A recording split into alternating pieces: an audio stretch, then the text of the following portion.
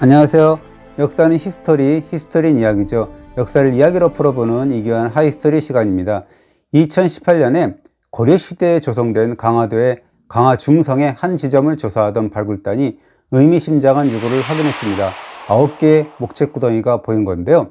일렬로 늘어선 목재구덩이는 성벽 외부로 돌출된 능선에서 치와 마른 도랑을 만들었던 흔적으로 추정됐는데요. 치와 마른 도랑은 외부의 침입을 막는 방어시설이죠. 그런데 목책에 사용된 나무 기둥을 뽑아내려고 인위적으로 기둥자리를 파내고 돌과 흙을 다시 메운 흔적이 보인 건데요. 한마디로 말하면 인위적으로 성을 헐어버렸다는 이야기입니다. 고려사의 관련 내용을 볼까요? 1259년에 강화도에 내성을 헐었다. 몽골 사신은 이에 만족하지 않았다. 그는 외성이 남아있는 한 진심으로 복종했다 할 수 없다. 외성까지 모두 허물고 가겠다 라고 재촉했다 라는 기사입니다. 고려사는 몽골군의 겁박에 성 해체에 동원된 백성들이 괴로움을 이기지 못했고 성이 무너지는 소리에 아이와 부녀자들까지도 구슬피 울었다 라고 덧붙였습니다. 몽골군이라 그러면 당대 전 세계를 공포의 도가니로 몰아넣었던 그런 무시무시한 군대였죠. 그런 군대가 그 조그만 섬 강화도에 쌓은 그런 성벽이 뭐가 그렇게 무섭다고 철저하게 파괴하고 들어간 것일까요? 첫 번째 이유는 어처구니 없게도 물이 무섭기 때문입니다. 초원 사막지대에 사는 몽골인들의 물 공포증이 상상 이상이었다고 합니다. 예컨대 비바람 속의 전투는 몽골 군대가 가장 두려워했다고 합니다. 고려사는 1254년 몽골군이 충주 선성을 공격했을 때 갑자기 비바람이 거세게 불었다. 이때 고려군이 반격하자 몽골군이 포위를 풀고 도망갔다 라고 기록했습니다. 그리고 1256년에 고려 관리와 노약자들이 월악산으로 피신했다. 갑자기 선동번개를 동반한 비바람이 불자 몽골군이 신령이 고려군을 돕는다 하면서 더 이상 공격하지 못하고 퇴각했다 라는 기록을 남겼습니다.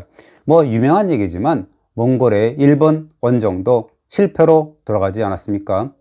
강화도는 어떻습니까? 김포와 강화도 사이를 강화해협이라고 하는데요. 길이가 20km 정도 되지만 폭은 400에서 1000m에 불과합니다. 너무 좁죠. 아무리 우리의 젬병인 몽골군이라도 상륙하지 않았을까요? 그러나 그리 호락호락하지는 않았다고 합니다. 강화해협은 조석간만의 차이가 9m 정도나 됩니다. 조차가 크고 해협이 좁을수록 유속이 더욱 빨라지겠죠. 밀물대 유속이 1초에 3에서 4m라니까 참 어마어마한 속도죠. 갯벌은 어떻습니까? 강화갯벌은 함수량이 높은 펄갯벌이라 빠지면 허벅지까지 차오릅니다. 서로 몽골군이 천신만고 끝에 강화해협을 건넜다 해도 늪과 같던 갯벌에 빠지면 전투력을 잃고 말게 되겠죠. 겨울철이면 어떻습니까? 임진강과 한강, 예성강에서 떠내려오는 얼음덩어리 즉 유빙도 걸칫거리였죠. 이 경우 백길이 끊어집니다. 더구나 유목민족인 몽골군은 1년 내내 전쟁을 할 수도 없었습니다. 봄, 여름에는 모든 말들을 풀어 키워서 튼튼하게 만든 뒤에 막 추수가 시작되는 가을 무렵에 정복지를 약탈하는 방식이었거든요. 그런데 전쟁이 장기화하면 모든 계획이 허사가 되겠죠. 고려가 몽골의 침략에 맞서서 강화도를 피란초로 삼은 것은 그야말로 신의 한 수가 된 겁니다. 물론 자연 환경만이 고려를 지켜준 것은 아닙니다. 고려는 천혜의 요새인 강화섬에 이중삼중의 성을 쌓았는데요. 궁성에 해당되는 내성과 도성에 해당되는 중성, 그리고 강화섬 전체를 아우르는 외성까지 철통 방위 태세를 거쳤습니다. 산선 전략은 고조선, 고구려의 전통을 잇는 우리만의 강점이었죠. 몽골군의 공성전은 육지에서 번번이 실패로 돌아갔습니다. 1231년 규지성 전투에서 몽골군은 누거, 평상, 대포차 등에서 다양한 공성무기를 동원하고도 끝내 함락시키지 못했습니다.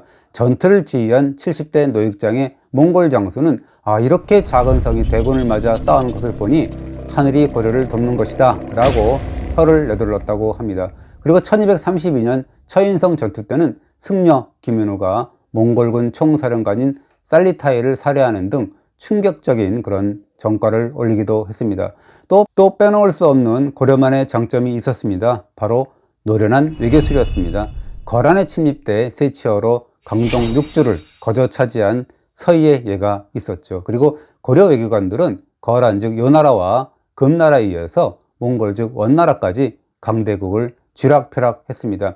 조선의 광해군은 다 쓰러져가는 명나라만 섬기던 신료들에게 제발 좀 고려의 외교 좀 배우라 라고 가슴을 쳤습니다. 얼마나 고려 외교가 대단했는지 한번 살펴볼까요? 예컨대 몽골이 고려의 강화천도를 질책하자 고려 고종의 답변을 한번 들어보십시오. 유민이 흩어지면 누가 해마다 공물을 마련해서 삼국 즉 몽골을 섬기겠습니까? 섬으로 들어가면 변변치 않은 토사물이 남아 삼국 즉 몽골에 올리는 편이 낫습니다. 그것이 신하의 명분을 잃지 않는 상책입니다 라고 달랬습니다. 또 1256년 고려 사신 김수광이 몽골 군대를 철수시켜달라 라고 몽골 황제에게 요구합니다. 황제는 고려가 개경으로 환도하면 몽골군도 철수하겠다 라고 조건부로 거절합니다. 그러자 김수광의 언변이 기가 막힙니다. 사냥꾼에게 쫓긴 짐승 즉 고려 조정이 굴 안으로 들어갔는데 사냥꾼 즉 몽골이 굴 앞에서 지키고 있으면 무서워서 누가 나오겠습니까? 라고 얘기합니다. 김수광의 기막힌 비유에 감탄한 몽골 황제는 네가 진짜 사신이로구나 하면서 군사를 돌렸다고 합니다.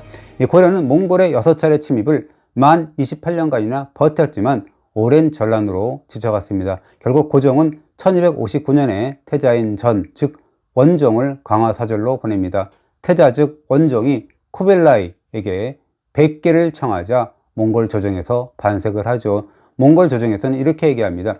고려는 작은 나라지만 산과 바다로 막혀 있어서 군대를 동원한 지 20여 년이 지나서도 신하로 복종하지 않았습니다. 마침 고려 태자가 조회했으니 후이 대접하소서 일단 돌아가면 돌아오지 않을 것입니다 라고 얘기합니다. 쿠빌라이 역시도 예전에 당태정도 친히 정벌 했지만 항복시키지 못한 나라가 아니냐, 그런 나라에 세자가 제 발로 걸어왔으니까 이는 하늘의 뜻이로구나 라고 하면서 기뻐합니다. 그러면서 하늘 아래 복종하지 않은 나라는 고려와 송나라 뿐이었는데 이제 송나라도 멸망 직전이고 고려도 몽골에 조였구나 라고 합니다. 그도 그럴 것이 20여 년 동안 그토록 몽골을 괴롭혔던 고려가 제발로 화해를 청한 것이니까요. 쿠빌라이가 제발로 찾아온 고려가 얼마나 고마웠던지 선신공세에 나섭니다. 이렇게 얘기를 합니다. 의관은 본국 즉 고려의 풍속을 쫓아라. 상하 모두 고치지 마라. 그리고 개경 환도 시기는 고려의 형편대로 하라 라고 합니다. 고려의 제도와 풍속을 존중하겠다라는 약속이었죠. 쿠빌라이는 그런 선물 공세를 베풀고 두고두고 공치사를 합니다. 원나라에 조여하는 나라가 80여 개국인데 짐이 그대 나라처럼 예로 대접하는 것을 봤는가 라고 합니다. 그러나 쿠빌라이의 선심이 몽골 즉 원나라의 발목을 잡을 줄이야 누가 알았겠습니까? 고려가 어떤 나라입니까? 고려는 훗날 몽골 즉 원나라가 내정 간섭을 강화할 때마다 이 쿠빌라이 즉 원세조의 유운을 들먹거리며 번번이 좌절시킵니다. 고려는 화의에 합의한 지 11년이 지난 1270년이 되어서야 개경으로 환도하게 되죠. 개경 환도 시기를 고려의 형편대로 하라 라는 쿠빌라이의 약속을 들먹거리며 차일피일 미뤘던 것입니다. 인내심의 한계를 느낀 몽골이 1269년에 고려의 재침을 진지하게 고려하게 되죠. 그러나 원나라 조정의 공로는 반대였습니다. 이렇게 얘기를 합니다. 승리할 수는 있으나 최선은 아닙니다. 이기지 못하면 국가의 위험이 땅에 떨어집니다. 저들이 강산의 험함을 믿고 바다에 식량을 쌓아 가만히 지키기만 하면 무슨 계책으로 이기겠습니까? 100만 군대라도 금세 함락시킬 수 없을 것입니다 라고 합니다. 쿠빌라이 즉 세조가 유운을 남긴 지 60여 년이 지난 뒤에도 그랬습니다. 1323년에 원나라가 고려에 성을 설치해서 사실상 흡수 통합을 강행하려 합니다. 그러자 이재현이 원나라 조정에 기막힌 상소문을 올립니다. 일찍이 세조께서 고려 고유의 풍속과 제도를 유지하라고 했는데 그런데도 성을 설치하려 한다면 세조 황제의 유운은 어찌할 것입니까? 세조의 말씀을 따르지 않는다는 것입니까? 라고 얘기합니다. 이렇게 세조의 유운을 덜먹거리니까 어쩌겠습니까? 원나라는 성의 설치 계획을 철회할 수밖에 없었죠. 물론 어떤 이들은 달리 말하기도 합니다. 몽골 즉 원나라가 고려를 주 공격 대상으로 삼지도 않았고 또 공격에 최선을 다하지도 않았다라고 하죠. 하나 그렇다고 해서 몽골이 고려를 특별히 봐줬다라는 기록도 없습니다. 이런저런 사례를 살펴봤듯이 20여 년간 공격해도 끄떡없는 나라, 당나라 태종도 정복하지 못한 나라, 그리고 세계 제국 가운데 굴복하지 않은 몇 안 되는 나라라고 표현했지 않았습니까? 네, 이번 주 잘 보셨다면 구독 눌러주시고요. 좋아요도 부탁드리겠습니다. 감사드립니다.